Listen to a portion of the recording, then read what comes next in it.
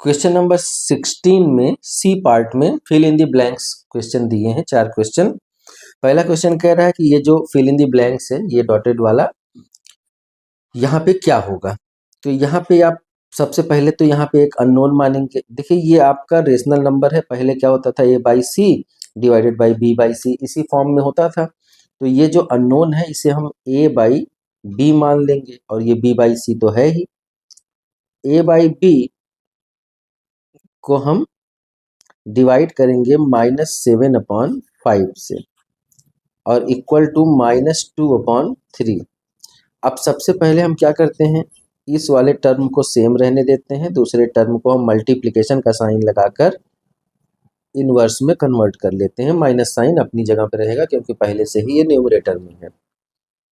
फिर दूसरे साइड में क्या है, -2/3 ऑलरेडी है। अब a/b आप एज इट इज रहने दीजिए, -2/3 रहने दीजिए, क्योंकि इसी अननोन को हमें फाइंड आउट करना है। यही तो पूछा गया था, यही फिल इन द ब्लैंक्स में है। ये मल्टीप्लिकेशन में है, तो यहाँ से डिनोमिनेटर वाला उठेगा तो दूसरे साइड में न्यूमरेटर में जाएगा, और ये वाला न्यूमरेटर से दूसरे साइड में डिनोमिनेटर में जाएगा। और नेगेटिव साइन डिनोमिनेटर में नहीं रखेंगे, इसके लिए हम इसको ऊपर ही लिख देंगे। वैसे भी दोनों बाद में कट हो जाएगा। तो 7 2 जा 14 हो जाएगा, माइनस माइनस प्लस हो गया, 5 3 जा 15 हो जाएगा। ये a/b ये जो अननोन था, ये 14/15 आपका आंसर आ जाएगा। यही आपका फिल इन द ब्लैंक्स में अननोन वाला हो जाएगा। क्वेश्चन नंबर सेकंड में भी देखिए आप, -65 अपॉन, यहाँ भी देख लीजिए। सबसे पहले क्या करेंगे, पहले वाले टर्म को हम ऐसे ही रहने देंगे, -65/14।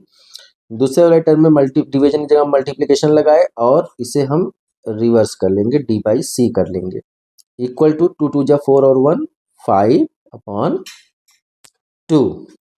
अब क्या करेंगे, डी बाई सी हमें निकालना है, तो इसको हम दूसरे साइड पे ले जाएंगे। D by C equal to 5/2 भी अपनी जगह पे है, डी बाई सी भी अपनी जगह पे है, सिर्फ ये आपका चेंज होगा। जब दूसरे साइड में जाएगा तो ये 14 डिनोमिनेटर से न्यूमरेटर में, और 65 न्यूमरेटर से डिनोमिनेटर में, माइनस को आप न्यूमरेटर में ही रखेंगे।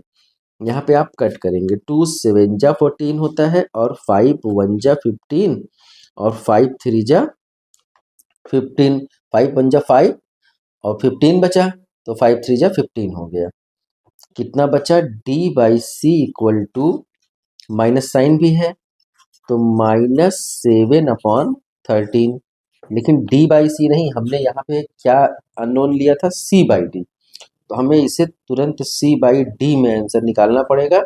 फिर ये रिवर्स हो जाएगा, 13/7 में आ जाएगा माइनस में, तो 13/7 आपका आंसर हुआ।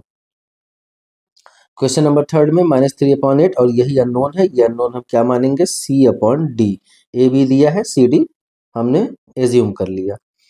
अब क्या करेंगे कि हम, अच्छा ये आपका, अच्छा प्लस है, ठीक है, प्लस है तो कोई प्रॉब्लम नहीं है। अब C/D एज इट इज पड़ा रहने देंगे, क्योंकि इसे ही हमें फाइंड आउट करना है। 5/12 भी अपनी जगह पे है, इसे हमें हटाना पड़ेगा। देखिए अब यहाँ पे वो मल्टीप्लिकेशन में नहीं है। जब मल्टीप्लिकेशन में होता तो ये दूसरे साइड जाता, तो न्यूमरेटर और डिनोमिनेटर में जाता, लेकिन अब यहाँ पे क्या है, प्लस माइनस के साथ है। अब दूसरे साइड जाएगा तो ये -3/8 है, अब क्या हो जाएगा, +3/8 हो जाएगा। सी बाई डी बहुत आराम से निकाल लेंगे। 12 और 8 का हम एलसीएम निकालना है, बहुत आराम से निकल जाएगा। 2 6 जा 12, और 2 4 जा 8, 2 3 जा 6, और 2 2 जा 4, तो 2 2 जा 4, 2 जा 8, 8 3 जा 24। 12 और 8 का एलसीएम क्या आ गया, 24 आ गया। तो 12 2 जा 24 हो गया, इंटू 5 कर देंगे, प्लस 8 3 जा 24 हो गया, इंटू 3 कर देंगे। अब सी बाई डी, 5 2 जा 10, और 3 3 जा 9/24। फिर क्या बच रहा है अब आपका, कुछ नहीं बच रहा है। C/D आपका आंसर निकल जाएगा, 10 + 9 19 हो जाएगा अपॉन 24। ये आपका आंसर आ गया क्वेश्चन नंबर 3 का। क्वेश्चन नंबर 16 के 4th क्वेश्चन में हम देखेंगे, इसका हमें मल्टीप्लिकेटिव इनवर्स निकालना है। -1/3/4 का क्या निकालना है? मल्टीप्लिकेटिव इनवर्स निकालना है। तो सबसे पहले तो हम इसे प्रॉपर फ्रैक्शन में कन्वर्ट करेंगे। 4 1 जा 4 और 3 क्या हो जाएगा? 7 अपॉन 4, माइनस साइन ऊपर। अब न्यूमरेटर में माइनस साइन रहेगा, सिर्फ बाकी नंबर्स का हम रिवर्स कर देते हैं, उसी को हम इनवर्स बोलते हैं। तो -4/7 आपका मल्टीप्लिकेटिव इनवर्स हो जाएगा इसका। अब डी में क्वेश्चन नंबर 17 में पहला क्वेश्चन है -15/-11। ये पूछ रहा है कि lies to the left of 0 on the number line. तो ये सबसे पहले तो हम नंबर लाइन बना लेंगे और यहाँ पे कोई एक हम 0 मान लेते हैं। चलिए, अब ये कह रहा है कि ये वाला नंबर इसके लेफ्ट में लाई करेगा। अब ये ट्रू फॉल्स है क्वेश्चन, आपको बताना है कि ये ट्रू है कि फॉल्स है। देखिए, अगर सिर्फ माइनस होता तो लेफ्ट साइड में लाई करता, क्योंकि नेगेटिव नंबर 0 के लेफ्ट साइड में लाई करते हैं और पॉजिटिव नंबर 0 के राइट साइड में लाई करते हैं।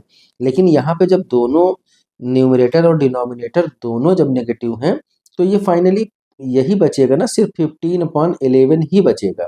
अब ये तो पॉजिटिव नंबर हो गया। जब पॉजिटिव नंबर हो गया तो ये लेफ्ट साइड में कभी नहीं लाई करेगा, ये राइट साइड में लाई करेगा। तो क्वेश्चन में कह रहा है कि -15/-11 lies to the left of 0 on the number line. तो हम लोग कहेंगे नो। अब ये राइट साइड में करेगा, तो इसीलिए ये क्या है? ये फॉल्स हो जाएगा आपका पहला वाला। इसी में सेकेंड क्वेश्चन है, दो क्वेश्चन दिए हैं कि 1/3 और -3/2 ये अपोजिट साइड में लाई करेंगे, मतलब 0 के एक लेफ्ट में और एक राइट में नंबर लाइन पे लाई करेंगे। बिल्कुल लाई करेंगे। देखिए, ये एक पॉजिटिव नंबर है और ये एक नेगेटिव नंबर है, तो नेगेटिव नंबर आपका यहाँ लेफ्ट साइड में लाई कर जाएगा और ये वाला पॉजिटिव नंबर आपका 0 से राइट साइड में लाई कर जाएगा। तो ये क्या है? बिल्कुल ट्रू है। सेकेंड वाला ट्रू हो गया। क्वेश्चन नंबर 3 में कह रहा है कि -8/13 lies to the left of 0 on the number line. बिल्कुल इसको पॉजिटिव होने का कोई चांस तो है नहीं। 0 कहीं अगर मान लेते हैं हम, तो ये नेगेटिव नंबर है, हमेशा लेफ्ट में ही लाई करेगा। तो ये भी आपका क्या हो जाएगा? थर्ड वाला भी ट्रू हो जाएगा। फोर्थ क्वेश्चन देख लेते हैं हम लोग। अब ये कह रहा है कि -4/5 -2/3। तो क्या ये सही है? ये ग्रेटर है और ये स्मॉलर है। सिंपली इसे अगर हम सबसे पहले कंपेयर कर लें, तो हम क्या करते थे? दो नंबर्स अगर ऐसे हैं तो हम इसे क्या करेंगे? क्रॉस मल्टीप्लाई करके एक बार कंपेयर करेंगे। देखिए, 4 3 जा क्या हो जाएगा? 12 हो रहा है ना, और 5 2 जा क्या हो जाएगा? 10। लेकिन ये माइनस में, ये माइनस में, देखने में तो ये बड़ा, लेकिन नेगेटिव लग गया तो ये छोटा हो गया। तो ये जब छोटा हो गया तो ये 12 आया कहाँ से? 4/5 से आया। लेकिन अभी ये छोटा है, तो ये क्या है? इसका मतलब ये गलत है, ये छोटा होगा टोटल नंबर। तो छोटा हो गया तो ये क्या बोला जाएगा? फोर्थ वाला आपका फॉल्स बोला जाएगा। और चलिए फिफ्थ वाला देख लेते हैं। क्वेश्चन नंबर 5 में कह रहा है कि ये 3 आपको रेशनल नंबर्स दिए हैं। अब इसमें कह रहा है कि क्या -3/5 सबसे बड़ा है इन तीनों में से? अब या तो आप एक पहले लॉन्ग वाला मेथड इसमें अप्लाई करिए।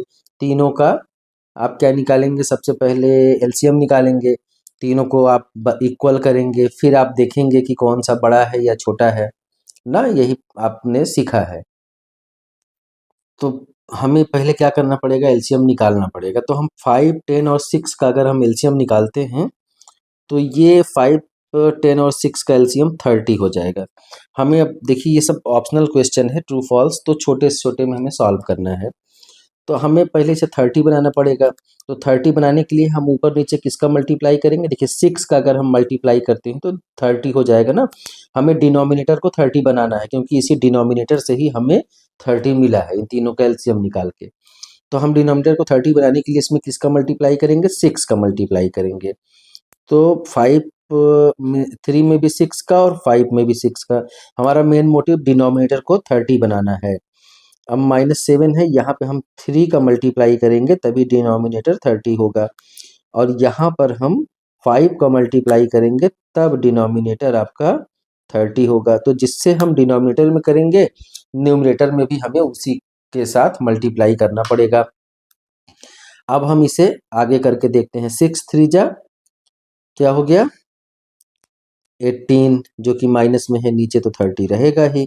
7 3 जा 21 माइनस में और नीचे 30 रहेगा ही। 5 5 जा 25 माइनस में नीचे 30 है। अब जब डिनोमिनेटर सब इक्वल हो जाते हैं तो ऊपर जो बड़ा है वो बड़ा रहेगा, जो छोटा है वो छोटा रहेगा। देखने में सबसे बड़ा ये, लेकिन जब नेगेटिव होता है तो रिवर्स हो जाता है। तो सबसे छोटा ये हो गया, फिर उससे छोटा ये हो गया, और सबसे नहीं सबसे सॉरी सबसे हाँ सबसे छोटा ये, फिर उससे बड़ा ये, फिर सबसे बड़ा ये सबसे छोटा है लेकिन अब ये सबसे बड़ा होगा। और -18/30 कहाँ से आया था? -3/5 से आया था। तो क्वेश्चन में यही पूछा ही जा रहा था कि इन तीनों में क्या 3/5 सबसे बड़ा है? तो जी हाँ, बिल्कुल सबसे बड़ा है। यहाँ से प्रूफ हो गया। तो आप इसे क्या लिख देंगे? ट्रू लिख देंगे। ये आपका टेस्ट पेपर 4 फिनिश हो गया। अब आप इतने क्वेश्चंस बार बार करिए, इसका खूब प्रैक्टिस करिए, खुश रहिए, मस्त रहिए, सबको खुश रखने की कोशिश करिए। Bye bye, take care.